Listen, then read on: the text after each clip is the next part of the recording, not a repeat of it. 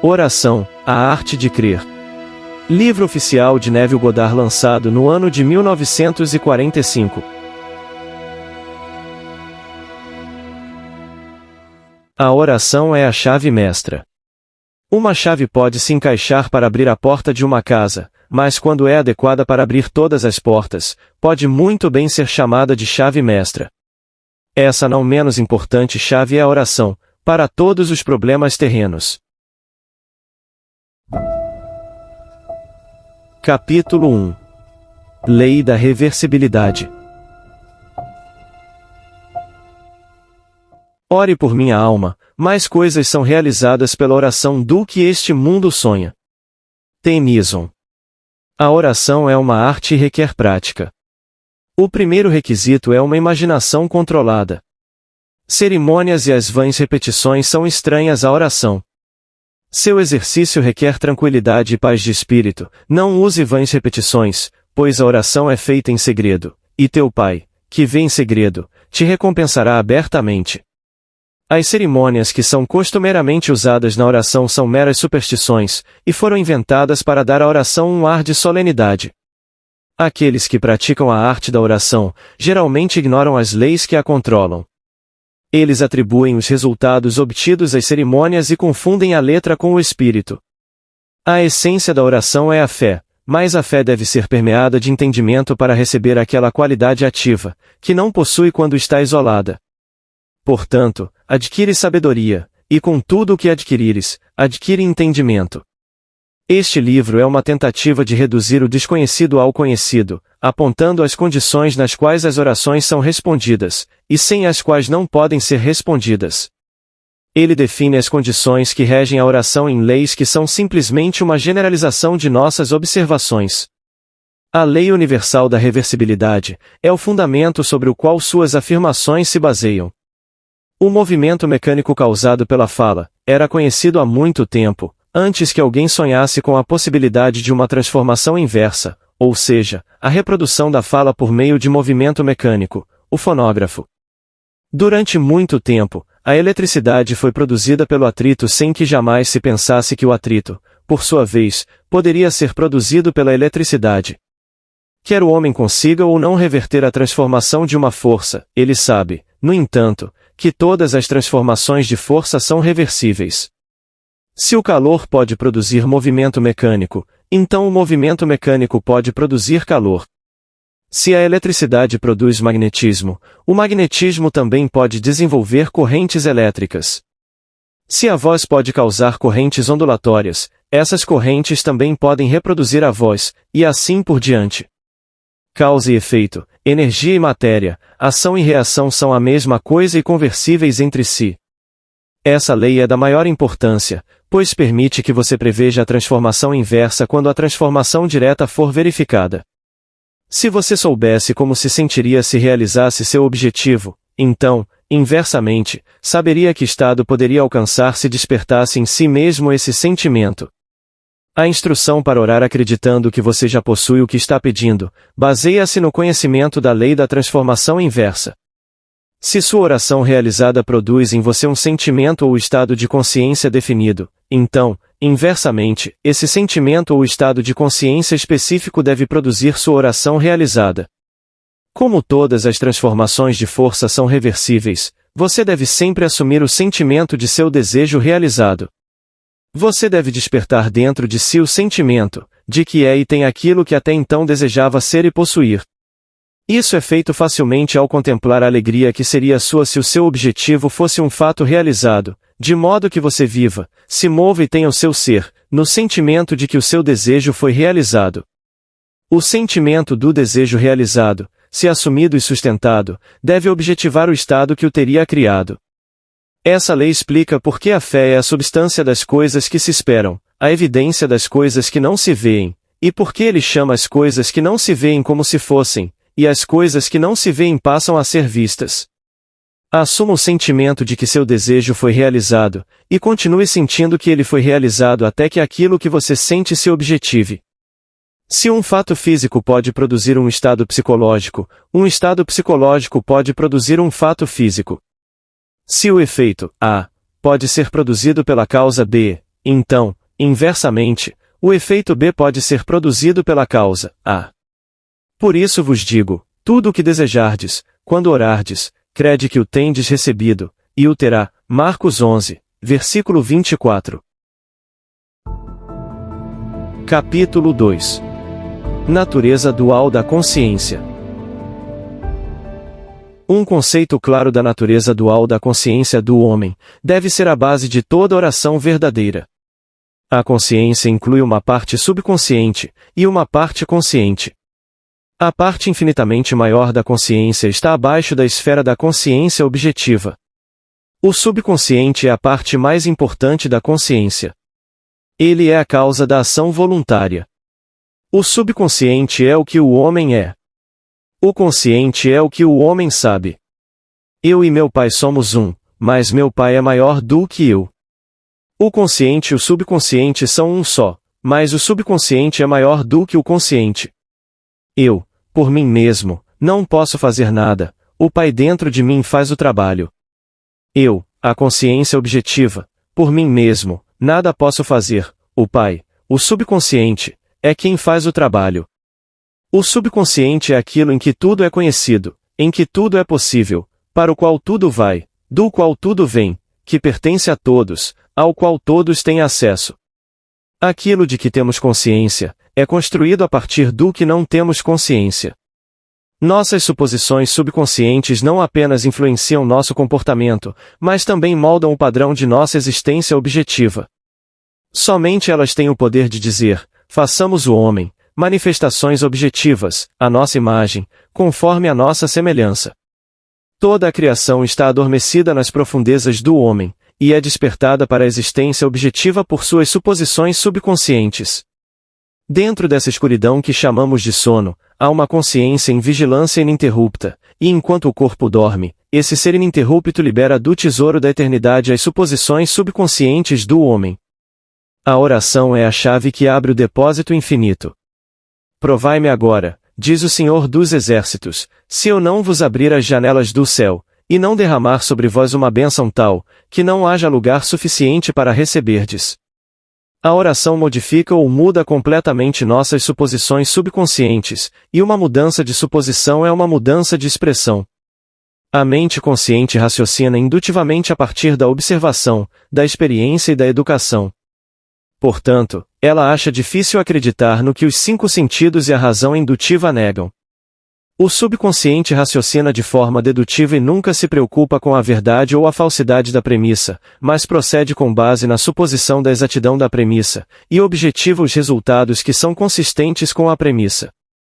Essa distinção deve ser vista claramente por todos que desejam dominar a arte de orar. Nenhuma compreensão verdadeira da ciência da oração pode ser realmente obtida, até que as leis que governam a natureza dual da consciência sejam compreendidas, e a importância do subconsciente seja percebida. A oração, a arte de crer no que é negado pelos sentidos, lida quase inteiramente com o subconsciente.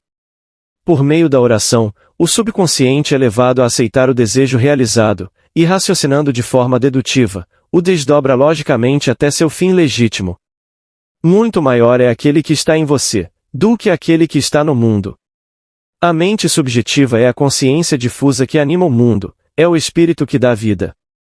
Em toda a substância há uma única alma, a mente subjetiva. Essa única mente subjetiva ininterrupta percorre toda a criação. Pensamentos e sentimentos fundidos em crenças lhe imprimem modificações, atribuem-lhe uma missão, que ela executa fielmente. A mente consciente origina premissas. A mente subjetiva as desdobra em seus fins lógicos. Se a mente subjetiva não fosse tão limitada em seu poder de iniciativa de raciocínio, o homem objetivo não poderia ser considerado responsável por suas ações no mundo. O homem transmite ideias ao subconsciente por meio de seus sentimentos. O subconsciente transmite ideias de mente para a mente por meio da telepatia.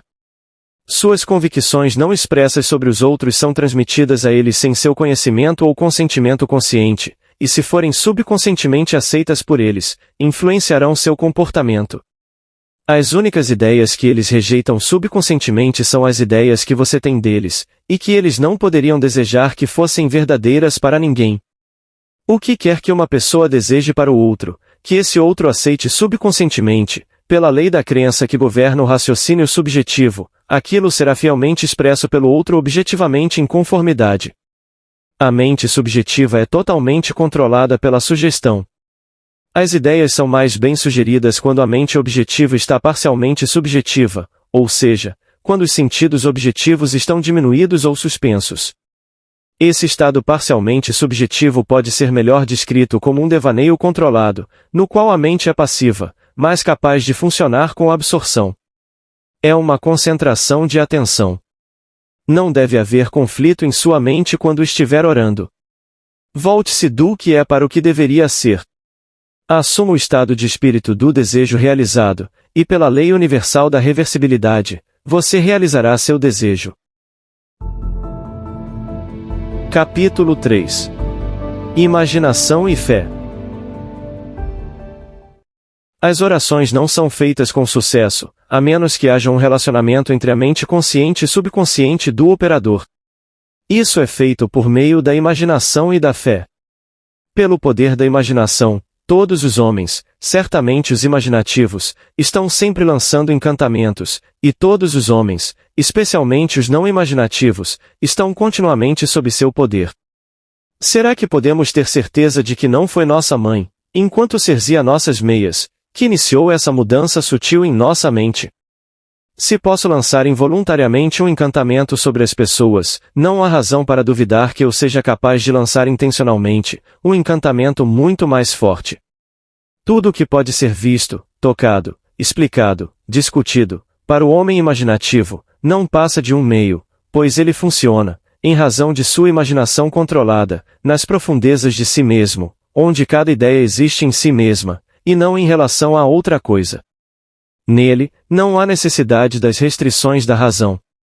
Pois a única restrição a que ele pode obedecer, é o instinto misterioso, que o ensina a eliminar todos os estados de espírito que não sejam o estado de espírito do desejo realizado. A imaginação e a fé, são as únicas faculdades da mente necessárias para criar condições objetivas. A fé necessária para a operação bem-sucedida da lei da consciência, é uma fé puramente subjetiva, e pode ser alcançada após a cessação da oposição ativa, por parte da mente objetiva do operador. Ela depende de sua capacidade de sentir e aceitar como verdadeiro, o que seus sentidos objetivos negam. Não é necessária a passividade do sujeito, nem sua concordância consciente com sua sugestão, pois sem seu consentimento ou conhecimento, ele pode receber uma ordem subjetiva que deve ser expressa objetivamente. É uma lei fundamental da consciência que, por meio da telepatia, podemos ter comunhão imediata com outra pessoa. Para estabelecer o rapport, você chama o sujeito mentalmente. Concentre sua atenção nele, e grite mentalmente o nome dele, da mesma forma que faria para atrair a atenção de qualquer pessoa. Imagine que ele respondeu, e ouça mentalmente sua voz. Represente-o para si mesmo, interiormente, no estado que você deseja que ele atinja. Em seguida, imagine que ele está lhe dizendo, no tom de uma conversa comum, o que você quer ouvir. Responda-lhe mentalmente. Fale de sua alegria em testemunhar a boa sorte dele.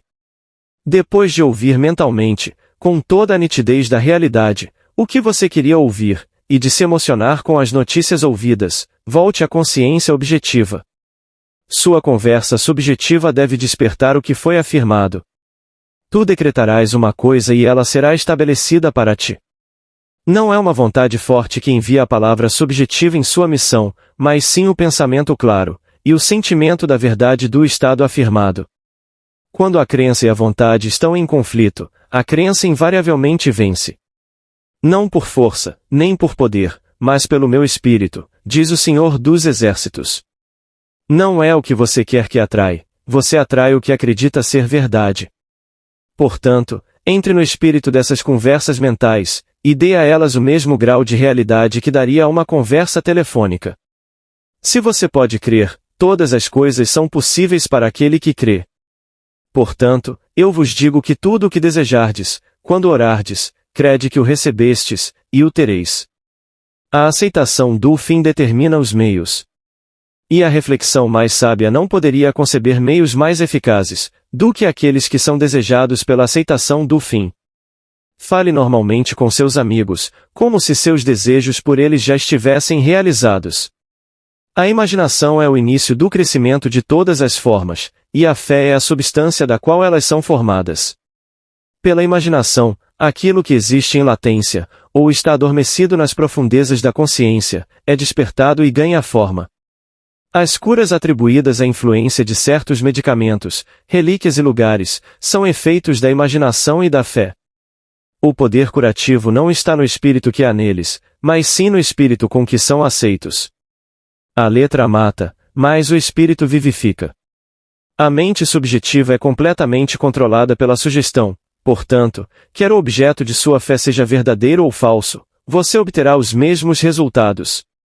Não há nada de errado na teoria da medicina, ou nas reivindicações do sacerdócio por suas relíquias e lugares sagrados.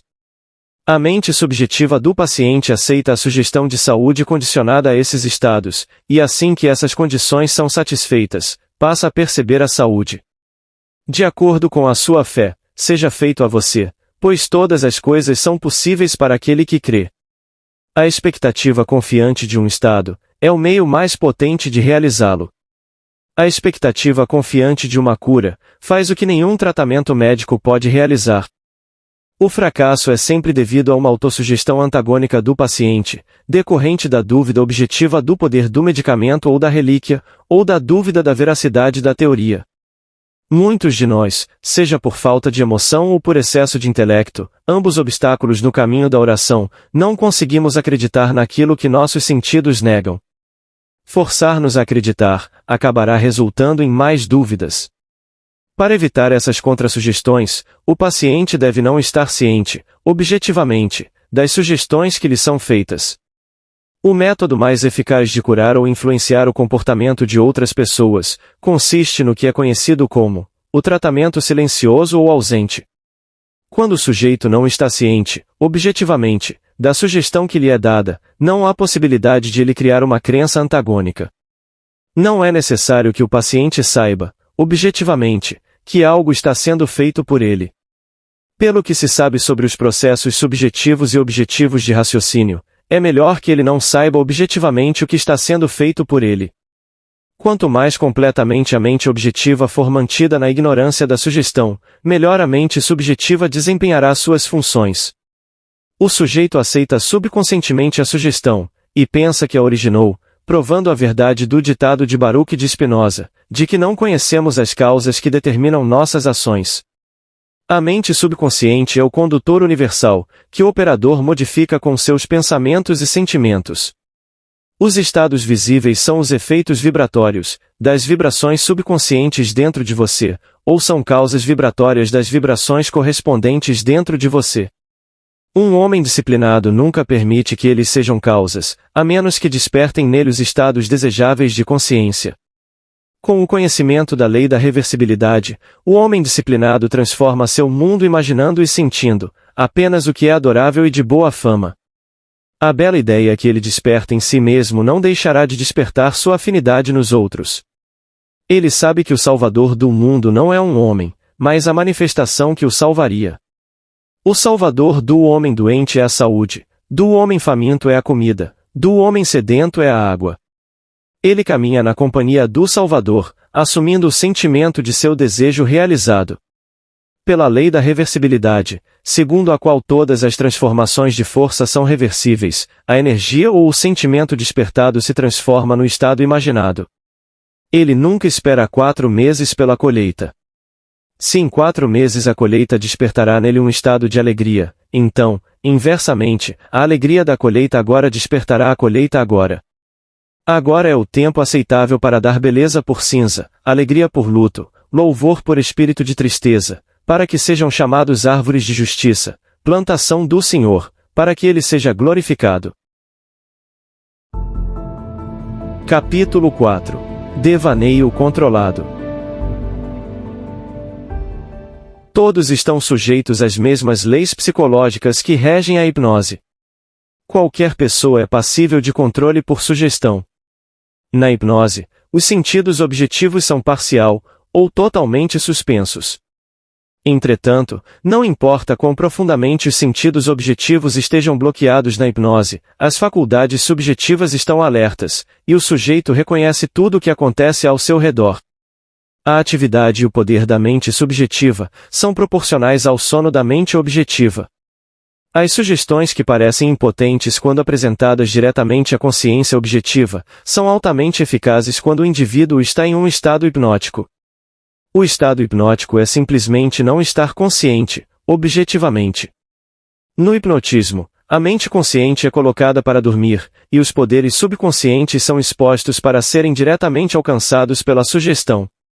É fácil ver a partir disso, desde que você aceite a verdade das sugestões mentais, que qualquer pessoa que não esteja objetivamente ciente de você, está em um estado hipnótico profundo em relação a você.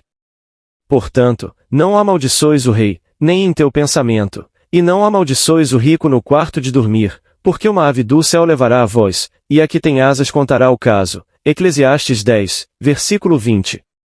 O que você acredita sinceramente ser verdadeiro em relação ao outro, você despertará nele. Ninguém precisa ser encantado, da maneira comum, para ser ajudado. Se o indivíduo estiver conscientemente inconsciente da sugestão, e se a sugestão for dada com convicção, e aceita com confiança pelo operador como verdadeira, então você tem o cenário ideal para uma oração bem-sucedida. Represente o indivíduo mentalmente como se ele já tivesse feito o que você deseja que ele faça. Fale mentalmente com ele, e o parabenize por ter feito o que você quer que ele faça. Mentalmente, veja-o no estado que você deseja que ele obtenha. Dentro do círculo de sua ação, cada palavra dita subjetivamente, desperta objetivamente o que ela afirma. A incredulidade por parte do sujeito não é obstáculo quando você está no controle de seu devaneio. A afirmação ousada feita por você, enquanto estiver em um estado parcialmente subjetivo, desperta o que você afirma. A autoconfiança de sua parte, e a crença total na verdade de sua afirmação mental, são tudo o que é necessário para produzir resultados. Visualize o sujeito, e imagine que está ouvindo a voz dele. Isso estabelece contato com a mente subjetiva dele. Em seguida, imagine que ele está lhe dizendo o que você quer ouvir.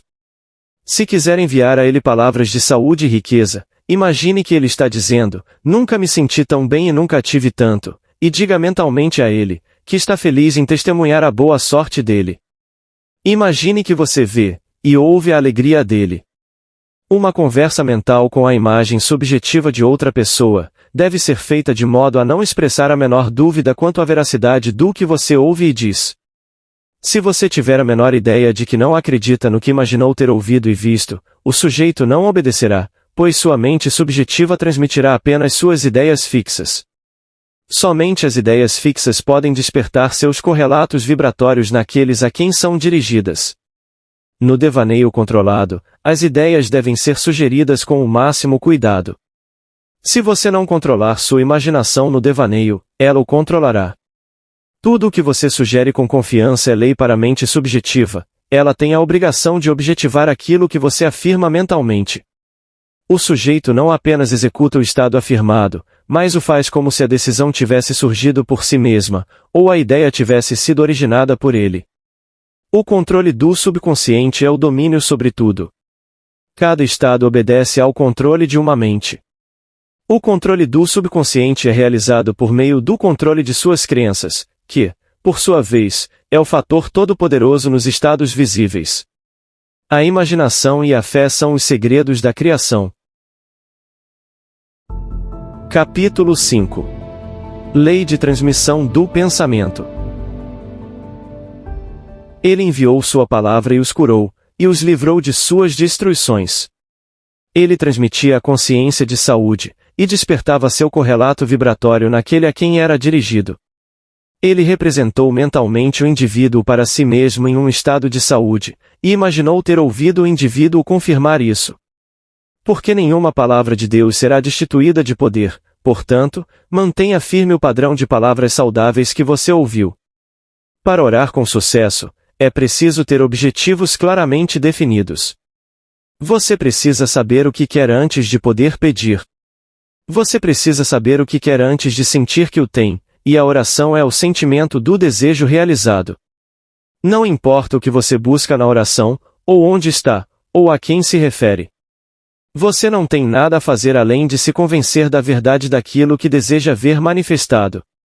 Quando você sai da oração, não busca mais, pois, se tiver orado corretamente, assumiu subconscientemente a realidade do estado buscado, e pela lei da reversibilidade, seu subconsciente deve objetivar aquilo que afirma. Você precisa ter um condutor para transmitir uma força.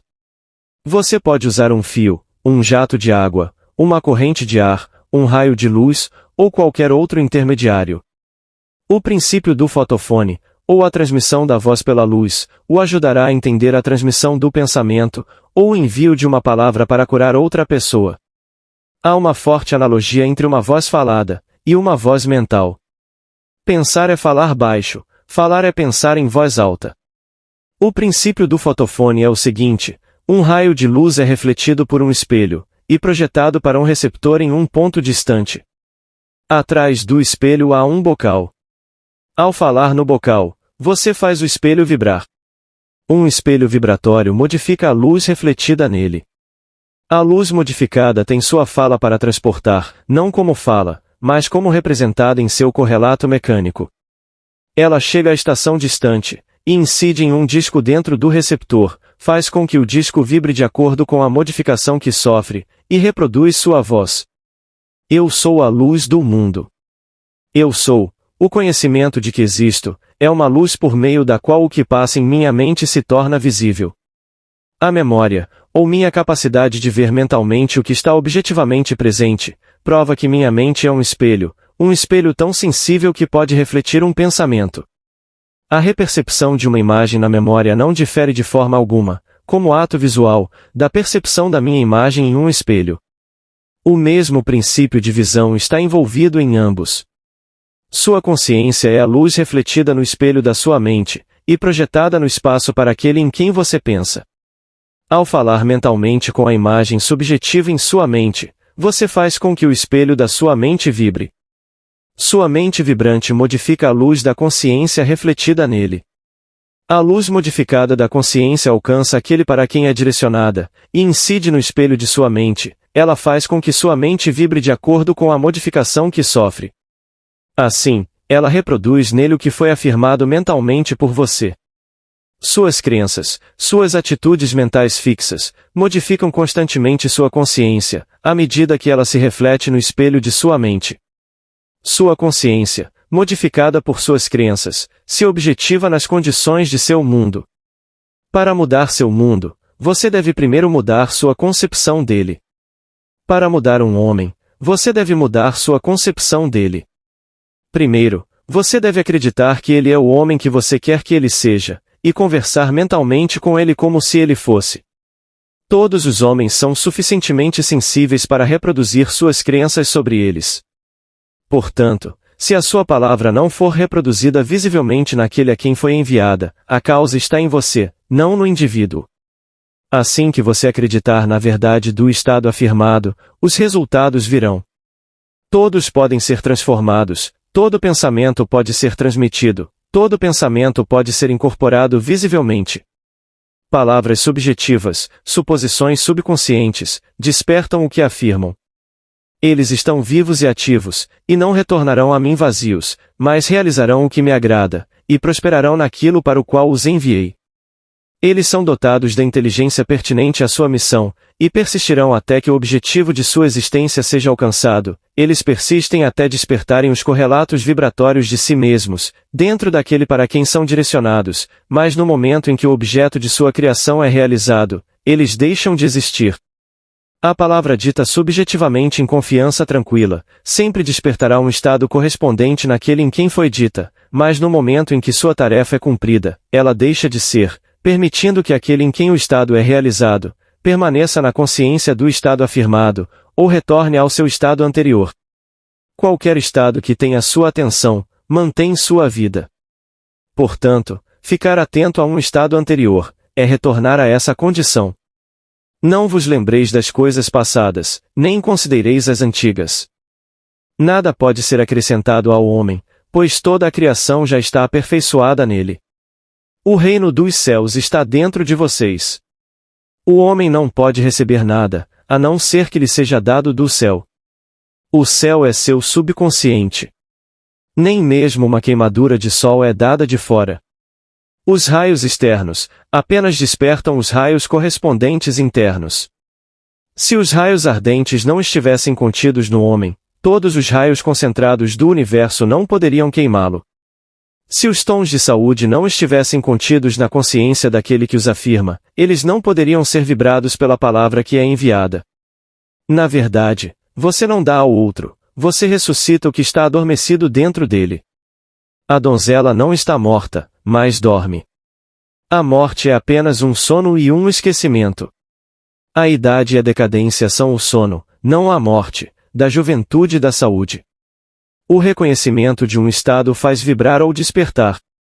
A distância, como é percebida por seus sentidos objetivos, não existe para a mente subjetiva. Se eu tomar as asas da manhã, e habitar nos confins do mar, até ali a tua mão me guiará, e a tua destra me sustentará.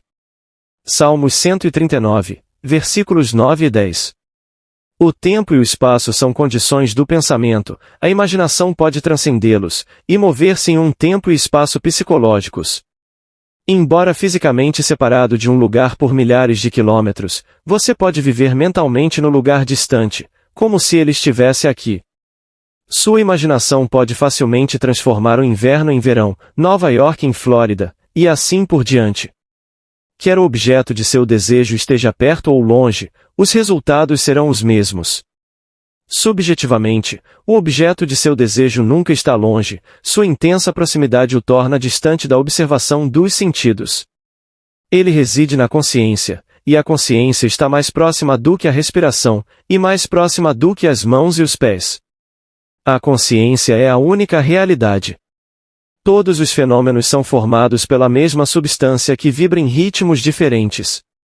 Da consciência eu, como homem, vim, e para a consciência eu, como homem, retorno. Na consciência, todos os estados existem subjetivamente, e são despertados para a sua existência objetiva pela crença. A única coisa que nos impede de causar uma impressão subjetiva bem-sucedida em alguém, a uma grande distância, ou de transformá-la em cá, é nosso hábito de considerar o espaço como um obstáculo. Um amigo a milhares de quilômetros de distância está enraizado em sua consciência, por meio de suas ideias fixas sobre ele. Pensar nele e representá-lo para si mesmo, interiormente, no estado que deseja que ele esteja, confiante de que essa imagem subjetiva é tão verdadeira quanto se já estivesse objetivada, desperta nele um estado correspondente que ele deve objetivar. Os resultados serão tão óbvios, quanto a causa estava oculta. O sujeito expressará o estado desperto dentro dele, e permanecerá inconsciente da verdadeira causa de sua ação. Sua ilusão de livre-arbítrio é apenas a ignorância das causas que o fazem agir. As orações dependem de sua atitude mental para serem bem-sucedidas, e não da atitude do sujeito. O sujeito não tem poder para resistir às suas ideias subjetivas controladas sobre ele, a menos que o estado afirmado por você como verdadeiro para ele, seja um estado que ele seja incapaz de desejar como verdadeiro para outro. Nesse caso, ela retorna a você, o remetente, e se realizará em você. Desde que a ideia seja aceitável, o sucesso depende inteiramente do operador, e não do sujeito que, como as agulhas da bússola em seus pivôs, são completamente indiferentes quanto à direção que você decide dar a elas. Se a sua ideia fixa não for subjetivamente aceita por aquele a quem ela é direcionada, ela se volta contra você, de quem ela veio. Quem é aquele que vos fará mal, se fordes seguidores do bem? Fui moço, e agora sou velho, e nunca vi desamparado o justo, nem a sua descendência a mendigar o pão. Nenhum mal sucederá ao justo. Nada nos acontece que não seja da natureza de nós mesmos. Uma pessoa que dirige um pensamento malicioso a outra, será prejudicada por seu rebote, se não conseguir obter a aceitação subconsciente da outra pessoa. Como você semeia, assim você colherá. Além disso, o que você pode desejar e acreditar de outra pessoa, pode ser desejado e acreditado por você, e você não tem poder para rejeitá-lo, se aquele que o deseja para você o aceita como verdadeiro para você. O único poder de rejeitar uma palavra subjetiva, é ser incapaz de desejar um estado semelhante a outra pessoa. Dar pressupõe a capacidade de receber. A possibilidade de imprimir uma ideia em outra mente, pressupõe a capacidade dessa mente de receber essa impressão. Os tolos exploram o mundo, os sábios o transfiguram. É a mais elevada sabedoria reconhecer que no universo vivo não há outro destino, além daquele criado pela imaginação do homem. Não há influência fora da mente do homem. Tudo o que é amável, tudo o que é de boa fama, se há alguma virtude, se há algum louvor, pensem nessas coisas. Nunca aceite como verdade para os outros o que você não gostaria que fosse verdade para você. Para despertar um estado em outra pessoa, ele deve primeiro estar desperto em você. O estado que você deseja transmitir a outra pessoa só pode ser transmitido se você acreditar nele. Portanto, dar é receber.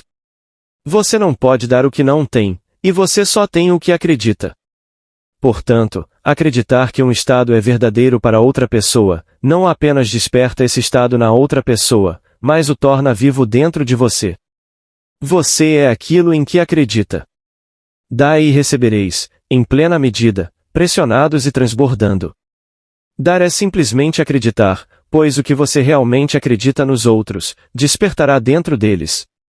O estado vibratório transmitido por sua crença, persiste até despertar a vibração correspondente naquele em quem se acredita. Mas antes que possa ser transmitido, ele deve primeiro estar desperto dentro do transmissor. O que quer que esteja desperto em sua consciência, você é. Não importa se a crença se refere a si mesmo ou a outra pessoa, pois o crente é definido pela soma total de suas crenças, ou suposições subconscientes. Como um homem pensa em seu coração, no subconsciente profundo de si mesmo, assim ele é. Desconsidere as aparências, e afirme subjetivamente como verdadeiro, aquilo que você deseja que seja verdadeiro. Isso desperta em você o tom do estado afirmado que, por sua vez, se realiza em você naquele de quem é afirmado. Dê e você receberá. As crenças invariavelmente despertam o que elas afirmam. O mundo é um espelho no qual cada um se vê refletido. O mundo objetivo reflete as crenças da mente subjetiva. Algumas pessoas se impressionam melhor com imagens visuais, outras com sons mentais, e outras ainda com ações mentais. A forma de atividade mental, que permite que todo o poder da sua atenção se concentre em uma direção escolhida, é aquela que você deve cultivar, até que você consiga fazer com que todos atinjam o seu objetivo ao mesmo tempo. Se você tiver dificuldade para entender os termos, imagens visuais, sons mentais, e ações mentais, aqui está uma ilustração que deve esclarecer seus significados. A. Imagine que está vendo uma peça musical, sem saber nada sobre notações musicais. A impressão em sua mente é uma imagem puramente visual. B. Imagine que vê a mesma peça, mas sabe ler música e pode imaginar como ela soaria quando tocada no piano. Essa imaginação é um som mental. C. Imagine que também lê música e é pianista. Enquanto lê, se imagine tocando a peça. A ação imaginária é uma ação mental. As imagens visuais, os sons mentais, e as ações mentais, são criações de sua imaginação, e embora pareçam vir de fora, na verdade vêm de dentro de você. Elas se movem como se fossem movidas por outra pessoa, mas na verdade são lançadas por seu próprio espírito, a partir do depósito mágico da imaginação. Elas são projetadas no espaço, pela mesma lei vibratória que governa o envio de uma voz ou imagem. A fala e as imagens são projetadas não como fala ou imagens, mas como correlatos vibratórios. A mente subjetiva vibra de acordo com as modificações sofridas pelo pensamento, e pelos sentimentos do operador. O estado visível criado é o efeito das vibrações subjetivas. Um sentimento é sempre acompanhado por uma vibração correspondente, ou seja, uma mudança na expressão, ou na sensação do operador. Não há pensamento ou sentimento sem expressão. Não importa quão sem emoção você pareça estar, se refletir com algum grau de intensidade, sempre haverá a execução de leves movimentos musculares. O olho, embora fechado, segue os movimentos dos objetos imaginários, e a pupila se dilata ou se contrai, de acordo com o brilho ou a distância desses objetos, a respiração é acelerada ou desacelerada, de acordo com o curso de seus pensamentos, os músculos se contraem de acordo com seus movimentos mentais. Essa mudança de vibração persiste até despertar uma vibração correspondente no sujeito, vibração essa que então se expressa em um fato físico. E a palavra se fez carne.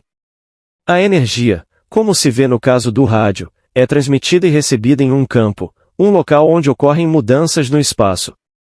O campo e a energia são unos e inseparáveis. O campo ou o sujeito se torna a personificação da palavra, ou da energia recebida. O pensador e o pensamento, o operador e o sujeito, a energia e o campo, são um só. Se você ficasse quieto o suficiente para ouvir o som de suas crenças, saberia o que significa a música das esferas. O som mental que você ouve na oração como se viesse de fora, é na verdade, produzido por você mesmo. A autoobservação revelará esse fato. Assim como a música das esferas é definida como a harmonia ouvida apenas pelos deuses, e supostamente produzida pelos movimentos das esferas celestiais, a harmonia que você ouve subjetivamente para os outros, é ouvida apenas por você, e é produzida pelos movimentos de seus pensamentos e sentimentos, no verdadeiro reino, ou céu dentro de você. Capítulo 6. Boas Novas. Quão formosos são, sobre os montes, os pés do que anuncia as boas novas, que anuncia a paz, que anuncia o bem, que anuncia a salvação. Isaías 52, versículo 7. Uma maneira muito eficaz de levar boas novas a outra pessoa, é colocar diante de seus olhos a imagem subjetiva da pessoa que deseja ajudar, e fazer com que ela afirme o que você deseja que ela faça. Mentalmente, ouça-a dizer que fez isso. Isso desperta dentro dela o correlato vibratório do estado afirmado, vibração que persiste até que sua missão seja cumprida. Não importa o que você deseja que seja feito, ou quem você escolheu para fazer. Assim que você afirma subjetivamente que isso foi feito, os resultados aparecem. O fracasso só pode ocorrer se você não aceitar a verdade da sua afirmação, ou se o estado afirmado não for desejado pelo sujeito para si mesmo, ou para outra pessoa. Nesse último caso, o estado se realizaria em você, o operador. O hábito aparentemente inofensivo de falar consigo mesmo, é a forma mais proveitosa de oração. Uma discussão mental com a imagem subjetiva de outra pessoa, é a maneira mais segura de orar por uma discussão. Você está pedindo para ser ofendido pelo outro quando se encontram objetivamente. Ele será compelido a agir de uma maneira que lhe desagrade, a menos que, antes do encontro, você anule ou modifique sua ordem, afirmando subjetivamente uma mudança. Infelizmente, o homem se esquece de seus argumentos subjetivos, de suas conversas mentais diárias com os outros, e portanto, não consegue explicar os conflitos e infortúnios de sua vida. Assim como os argumentos mentais produzem conflitos, as conversas mentais felizes produzem estados visíveis correspondentes de boas novas. O homem cria a si mesmo, a partir de sua própria imaginação. Se o estado desejado for para si mesmo, e você tiver dificuldade em aceitar como verdadeiro o que seus sentidos negam, coloque diante dos olhos de sua mente a imagem subjetiva de um amigo, e faça com que ele afirme mentalmente que você já é aquilo que deseja ser. Isso estabelece nele, sem seu consentimento ou conhecimento consciente, a suposição subconsciente de que você é aquilo que ele afirmou mentalmente, suposição essa que, por ser inconscientemente assumida, persistirá até cumprir sua missão. Sua missão é despertar em você seu correlato vibratório, cuja vibração, quando despertada em você, se realiza como um fato objetivo. Outra maneira muito eficaz de orar por si mesmo, é usar a fórmula de Jó, que descobriu que seu próprio cativeiro foi removido quando ele orou por seus amigos. Concentre sua atenção em um amigo, e faça com que a voz imaginária de seu amigo lhe diga que ele é ou tem, algo comparável ao que você deseja ser ou ter. Ao ouvi-lo e vê-lo mentalmente, sinta a emoção de sua boa sorte, e deseje-lhe sinceramente o melhor. Isso desperta nele a vibração correspondente ao estado afirmado, cuja vibração deve então se objetivar como um fato físico. Você descobrirá a verdade da afirmação, bem-aventurados os misericordiosos, porque eles receberão misericórdia. A qualidade da misericórdia é duplamente abençoada, ela abençoa aquele que toma e aquele que dá. O bem que você subjetivamente aceita como verdadeiro para os outros, não será apenas expresso por eles, mas uma parte completa será realizada por você. As transformações nunca são únicas. A força, A, é sempre transformada em mais do que uma força B. Um golpe com um martelo produz não apenas uma concussão mecânica, mas também calor, eletricidade, um som, uma mudança magnética, e assim por diante. O correlato vibratório no sujeito não é a transformação completa do sentimento comunicado. A dádiva transmitida a outro é como a medida divina, pressionada, sacudida e transbordante, de modo que, depois que 5.000 pessoas foram alimentadas com os 5 pães e 2 peixes, sobraram 12 cestos cheios. Capítulo 7. A maior oração. Imaginação é o começo da criação. Você imagina o que deseja, e então acredita que é verdade. Todo sonho poderia ser realizado por aqueles autodisciplinados o suficiente para acreditar nele. As pessoas são o que você escolhe torná-las, um homem é de acordo com a maneira como você olha para ele. Você deve olhar para ele com olhos diferentes, antes que ele mude objetivamente. 2 homens olharam das grades da prisão, um viu a lama, e o outro viu as estrelas. Séculos atrás, Isaías fez a pergunta: quem é cego, senão meu servo, ou surdo, como o meu mensageiro que enviei? Quem é cego como o que é perfeito, tão cego como o servo do Senhor? Isaías 42, versículo 19. O homem perfeito não julga pelas aparências, mas julga com retidão. Ele vê os outros como deseja que sejam, ele ouve apenas o que quer ouvir. Ele só vê o bem nos outros. Nele não há condenação, pois ele transforma o mundo com sua visão e audição. Quando o rei se assenta no trono para julgar, com os seus olhos dissipa todo o mal. Provérbios 20, versículo 8. A simpatia pelas coisas vivas, a concordância com as limitações humanas, não está na consciência do rei, porque ele aprendeu a separar os seus falsos conceitos, do seu verdadeiro ser. Para ele, a pobreza é apenas o sono da riqueza. Ele não vê lagartas, mas pinta borboletas, não no inverno, mas no verão dormindo, não o homem necessitado, mas Jesus dormindo. Jesus de Nazaré, que dissipou o mal com seus olhos, está adormecido na imaginação de cada homem, e de sua própria imaginação o homem deve despertá-lo, afirmando subjetivamente: eu sou Jesus. Então, e somente então, ele verá Jesus, pois o homem só pode ver o que está acordado em si mesmo. O ventre sagrado é a imaginação do homem. O Filho Santo é aquela concepção de si mesmo, que se enquadra na definição de perfeição de Isaías. Preste atenção às palavras de Santo Agostinho: tarde demais eu te amei, pois eis que você estava dentro, e foi fora que eu te procurei. É para a sua própria consciência que você deve se voltar, como a única realidade.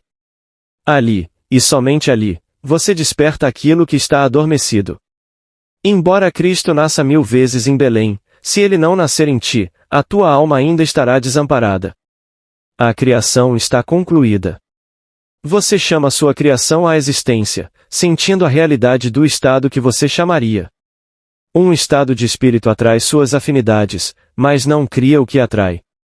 Assim como o sono é chamado pelo sentimento, de estou com sono, Jesus Cristo também é chamado pelo sentimento, de eu sou Jesus Cristo. O homem vê apenas a si mesmo. Nada acontece ao homem que não seja a natureza dele mesmo. As pessoas emergem da massa, traindo sua estreita afinidade com o seu próprio humor, à medida que são eles gerados. Você as encontra aparentemente por acidente, mas descobre que elas são íntimas de seus estados de espírito. Como seus estados de espírito se exteriorizam continuamente, você poderia profetizar a partir de seus estados de espírito, que sem procurar, logo encontraria certos personagens, e certas condições.